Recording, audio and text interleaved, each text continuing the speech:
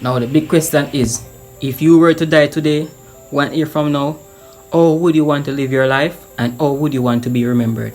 Yeah, I basically get it. Most of you don't really want to think about your death because thinking about our death can actually freaks us out. What we fail to realize is that thinking about our death can actually let us to really zero in on the things that are important into our life. You must be saying I'm all crazy right now, right? But the thing about life is when we're on our deathbed that we will have regrets about things that we have never done, the places we have never go, right? The people that we have never meet, the cities that we have never traveled to, right? So we have all this type of regret about things in our life that we have never get a chance to actually do it, and we have it in we or in us to do. Now it's the time you will actually reflect on how people will tell your story. When I was a child growing up, I used to do a lot of reading. I used to read like a lot of science book. I used to read a lot of stories and stuff like that. Now when I read those stories, I used to like share them to my friend. Used to like tell my friend about the stories. I used to like share my knowledge with something. That's something that I really know. Just want to pass it on to someone. Now my passion was to really motivate people to be the best they can be. Now by doing that, I realized I can make an impact on someone else's life. Now that's why I really start out this YouTube channel, so that not just I can impact people around me, I can impact a wider society, so people can also be worthy of the message and my word that I am giving out. Now just the other day I was on a WhatsApp and I was talking to one of my colleagues from high school, and he was saying, if I remember one morning when I was at school, and that morning they used to have like devotions, right? And that particular person said to me that if you remember that day when I was outside and not going to devotion, and he said to me, say, I told him that he should go inside to devotion because it's important to be in the presence of the Lord. And I was like, I didn't remember that day. And I must say yes. So that morning, that motivation that I give to him motivate him to really see the importance of going to devotion. And he remember that up until this day, right now he's a pastor. And what he was telling me about that story, and he's saying to me that, yeah, you know that you're a good motivator. You always motivate people to do good stuff, and now you're the reason why I am this today. And that really touched me, right?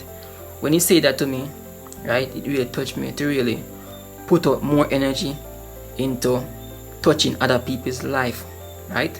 So that basically why one of the reasons I started this YouTube channel, to touch a wider people so that they can actually be fulfilled by my words and my thoughts. Now if we actually take the time to reflect on those things that make us happy, that make us want to spend our last moment with, those are things that you should value in your life. Those are things that make you happy, and those are things that you should be doing, right? That's your calling.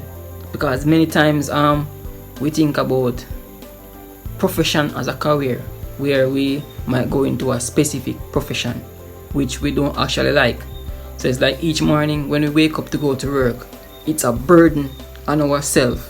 To actually find what you're passionate about is to write down 10 things that you actually love doing, that you can't shut up about, things that you're always talking about, that you always want to do, that you're always passionate of sharing to people. Now those are things that you should be doing. Now many times us as human, when we start our career and when we reach certain achievement, it's like we still haven't feel that fulfillment. It's because all along we are lying to ourselves. Basically what we are doing is climbing a ladder that is on the wrong wall, because that is not our calling, that is not our purpose, that's not what we feel comfortable doing. So if you can look back into your life and look at 10 things that you will do if you were to die 1 year from now, that's what you should be doing right now, because that's your purpose, that's your calling, that's something that you will wish to do and you find energy and passion into. So if you ever wake up one morning wondering, what am I doing with my life? And how can I make an impact on others? You need to start looking into yourself to see what are things that you're good at, what are things that makes you happy, what are things that you cannot shut up about, what are things that you find a passion within. No, those are things that you should be start doing. So finding your purpose or your calling in life can be a great challenge.